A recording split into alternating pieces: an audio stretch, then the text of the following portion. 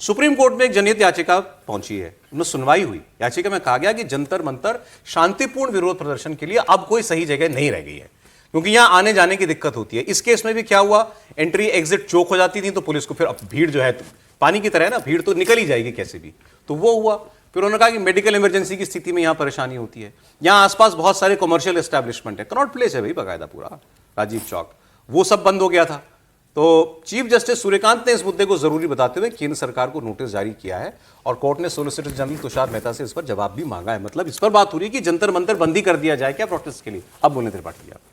देखिए, सबसे पहले तो कि कतई ऐसा नहीं होना चाहिए। लोकतंत्र में प्रदर्शन की जगह वो बाकायदा तय की जाती है और भारत की वाइब्रेंट डेमोक्रेसी का ये बहुत महत्वपूर्ण स्थान है, ये रहना ही चाहिए।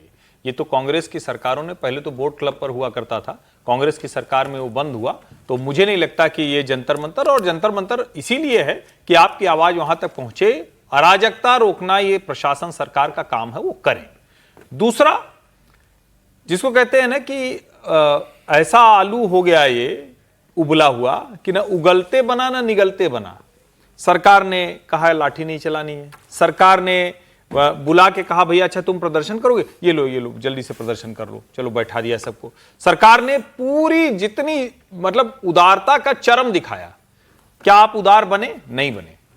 सरकार को अहंकारी नहीं दिखना चाहिए, लेकिन सरकार को कठोर दिखना चाहिए। बहुत खराब प्रशासक के तौर पर इस मामले में सरकार दिखी है और मुझे लगता है कि यह जरा समझना चाहिए कि ब्रांड मोदी मतलब कि एडमिनिस्ट्रेशन शानदार होगा। ये ऐसे इस तरह से बात होती है कि हम आपसे बात करना चाह रहे हैं, आप हमें रूट नहीं बता रहे हैं, आप हमसे परमिशन नहीं ले रहे हैं। मुझे लगता है बहुत खराब तरीके से इसको कैलकुलेट किया गया और फिर मैं कह रहा हूं सारा मसला ब्रांड मोदी पर टिका हुआ है, बाकी सारी चीजें उसके इर्द गिर्द थोड़ा बहुत है, मूल वही है और उसको कड़ाई से निपटना ही चाहिए। सर, अभिजीत दीपके का एक स्टेटमेंट ताजा सुना देता हूं, फिर आता हूं आपको। अभिजीत दीपके कॉकरोच जनता पार्टी के संस्थापक, इस प्रोटेस्ट को लीड करने वाले, मंच पर जो व्यक्ति थे।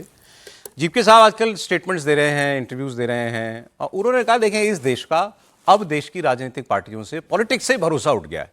इलेक्शंस पर लोगों को भरोसा नहीं रह गया, हम वोट किसी को देते हैं, जीतता कोई और है, और जिसको जिता के भेजते हैं वो किसी और पार्टी में शामिल हो जाता है। तो उन्होंने कहा कि ऐसे में हम पॉलिटिकल पार्टी बना के करेंगे क्या। तो एक तो खबर उन्होंने ये दी कि हम पॉलिटिकल पार्टी नहीं बनाएंगे। फिर आगे उन्होंने कहा कि इस देश का भरोसा अपनी राजनीतिक व्यवस्था से, इलेक्टोरल सिस्टम से, जुडिशरी से, मीडिया से, इलेक्शन कमीशन से, सबसे उठ चुका है। देश में अभी पॉलिटिक्स का क्या हाल हो रखा है आपने देख ही रखा है। पार्टियां तोड़ी जा रही है ईडी सीबीआई भेजकर, इलेक्शन हो रहे थे, इलेक्शंस में वोट्स डिलीट किए जा रहे हैं। लोगों का तो भरोसा उठ चुका है एक तरीके से पॉलिटिक्स से, क्योंकि लोग कहते हैं कि हम सुबह वोट किसी और को करते हैं, शाम को सरकार किसी और की बन जाती है। हम एमपी एमएलए किसी एक पार्टी का चुनते हैं, शाम को वो किसी और पार्टी में होता है।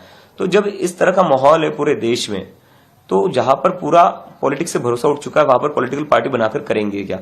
मुझे लगता है कि लोगों का जैसा भरोसा उठता जा रहा है सारे इंस्टीट्यूशन से, तो कहीं ना कहीं इस देश को अब एक पब्लिक मूवमेंट की जरूरत है। बोलिए सर। देखिए, अभिजीत दीपके को, सौरभ दास, पूरे गिरोह को ज़रूरत से ज़्यादा सरकार ने तवज्जो दी। गिरोह को? हाँ, पूरे ज़रूरत से ज़्यादा, मैं गिरोह ही बोल रहा हूँ। आप इनकी भाषा देखिए, जब वो ये कहता है ना कि हम राजनीति में नहीं जाएंगे, तो बिल्कुल राजनीति में ही जाता है और वो राजनीति का हिस्सा है। अरविंद केजरीवाल भी यही कहता था, कहता मैं राजनीति में नहीं जाऊँगा। वो तो अपनी बेटा की कसम, अपनी बेटी की कसम, अपने पूरे खानदान की कसम खा लिया, पूरा खानदान सुरक्षित है, राजनीति में भी गया, फिर खानदान की कसम खाया, कांग्रेस के साथ नहीं गठबंधन किए, खानदान सुरक्षित है। यानी कि जो समझ गया कि क्रिया कसम खाने से कुछ नहीं होता है, भगवान उस पर श्रापित उपरित नहीं करते हैं, वो तो खाने की परंपरा चली हुई भारत में चल जाती है। अभिजीत दीपके क्या कह रहे हैं, जो भी विपक्ष का नैरेटिव है SIR का मुद्दा डिलीट करना, यानी बांग्लादेशियों के खिलाफ जो कार्रवाई हो रही है वो गलत है।